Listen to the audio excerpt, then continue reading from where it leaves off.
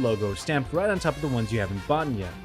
The prices are a bit bigger, and isn't that the case with everything right now, but it isn't so much that you'd hate yourself more than choosing to play this game.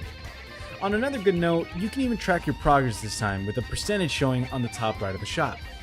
The last thing in this place is a particular item we get from the Grey Capsules, Babidi Spaceship. This being the special game mode, or should I say game modes of Budokai 2, it's actually really important since we do have to earn some pretty important things here. In the spaceship, we can play over 4 different modes, the first one being a chain fight as you fight the same enemy over and over until you die. The second stage is a survival mode where you're left with only 1 bar of health and try to fend off as long as you can. The third is just a punching bag simulator as you just have to get as many hits as you can on the enemy. The fourth and final stage was the one I abused the most for this entire thing as all it is just deflecting ki blasts.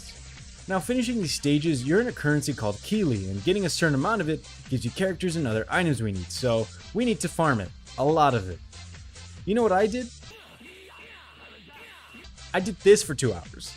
Funnily enough, I have the whole recording too, and for some reason, I don't have any of the important shit. Either way, I end up getting all the forms of Boo and some moves that belong to them, so all in all, it's a cool way to earn some characters. Normally, I would have finished there, but there's a tiny piece of information that I'm leaving out. As I've said in the beginning, I kinda lost my shit during this game. You see, after completing everything we did and everything I saw, I was left at a 99% in the item section. I scoured the whole game, beating the story over and over, farming the same items thinking I left one behind. I went on the internet, messaged someone who beat the game on the GameCube version, and eventually went on Reddit. The answer was brutal. The thing I left out was the tutorial, as doing the tutorial will give you a special medal upon completion, so finishing it is very important. For some odd reason, even though I had beaten all of it, I was still at 99%.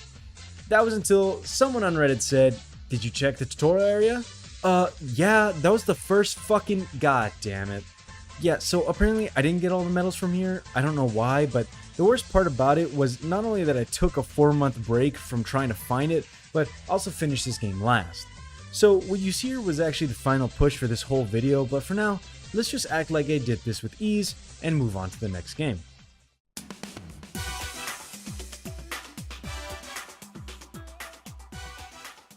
As we get into the story of the final Budokai game, I want to add that beyond this point is where I believe my passion lays the most. Budokai 3 itself is an amazing game, and everything past this is even beyond that, even though most of them are the same concept with some added quirks. What I feel that Budokai 3 does the best is the added fantasy feel. Playing the different characters and their stories, flying around, looking for secret events and Dragon Balls, and even the fighting feels a lot smoother and satisfying.